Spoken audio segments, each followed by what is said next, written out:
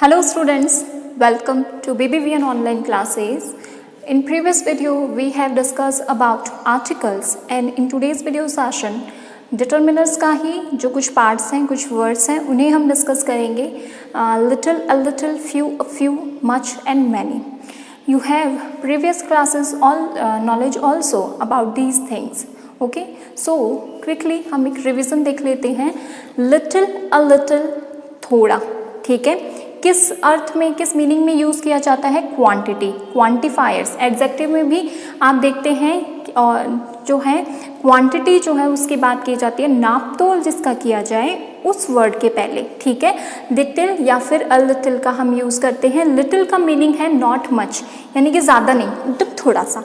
और a little का मतलब है सर्टेन अमाउंट, यानी कि एटलीस्ट कुछ तो है, ठीक है. जैसे कि अगर मैं लिखूँ ही हैज़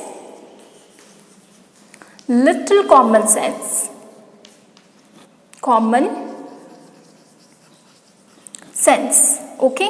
तो इसका मतलब क्या हुआ कि उसके पास में बहुत ही थोड़ा सा कॉमन सेंस है, ना के बराबर, ठीक है. लेकिन जब हम अ लिटिल का यूज करते हैं it means there is something there, ठीक है. जैसे मैं लिखूं there were a little milk in the jug, ठीक है. यानी कि वहाँ पर एटलीस्ट थोड़ा मिल्क जो है वो था. ये मिल्क के पहले हमने क्या किया है? लिटिल की बात की है. ये मिल्क जो है वो है क्या है? हमारा नाउन है. तो नाउन से पहले हम हमेशा डिटरमाइनर्स का यूज़ करते हैं. That is why a little का यूज़ हमें यहाँ पर पढ़ने को मिलता है. और अगर मैं ये लिख देती there were little milk in the jug, यानी कि बहुत ही थोड़ा है, ना के बराबर है, आपको जिस काम के लिए चाहिए वो पॉसिबल नहीं होगा, ठीक है. Then we have few and a few, ठीक है. उसका यूज़ देखते हैं. इनका मेनली जो नंबर हैं, यानी कि जिन चीज़ों को आप काउंट कर सकते हैं उस सिचुएशन में या उन नाउन्स के साथ में हम फ्यू और अ फ्यू का यूज़ करते हैं. फ्यू का मतलब है नॉट मैनी, मतलब बहुत थोड़ी नंबर में. और अ फ्यू का मतलब है कि हाँ भाई कुछ तो है, ठीक है. जैसे कि अगर मैं लिखूँ there are few students present in the class, ठीक है. मान लीजिए आपकी क्लास में 25 to 30 स्टूडेंट्स हैं और 2 to 4 आए हैं, तो आप फ्यू का यूज़ करेंगे कि कुछ हैं बट ना के बराबर हैं. बट अगर मैं यहाँ पर अ फ्यू लिख दूँ इट मीन्स सस्टेनेबल है, एटलीस्ट वहाँ पर कुछ लोग तो, कुछ बच्चे तो प्रेजेंट हैं. तो फ्यू और एफ फ्यू का मतलब नॉट मैनी, इट मीन्स ये एक तरीके से नेगेटिव के अर्थ में यूज़ किया जाता है. और अ फ्यू जो है एटलीस्ट वहाँ पर कुछ हैं. द फ्यू का भी जो है नंबर के में ही यूज़ किया जाता है. Then we have much and many. Much quantity show करता है, many same thing number show करता है, ठीक है. जैसे कि फॉर एन एग्जाम्पल अगर मैं लिखूं many students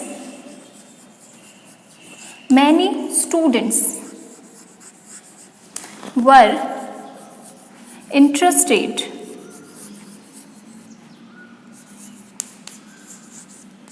in maths class,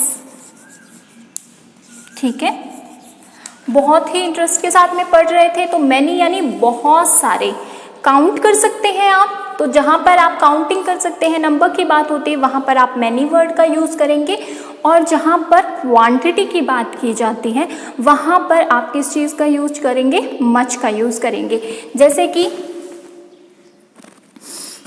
he has much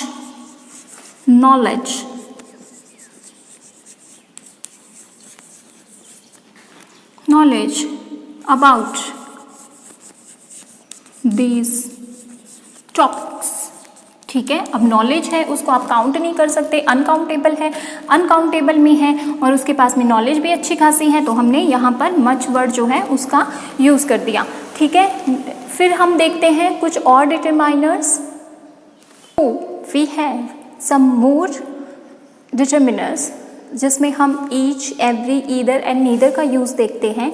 each one of two things, यानी कि दोनों में से एक, और उसमें से हमें क्या करना है, जैसे 1 and 2, इसमें से किसी एक की बात जब हमें करनी हो तो हम किसका यूज़ करेंगे, ईच का यूज़ करेंगे, ठीक है। Like each one of you can go from here,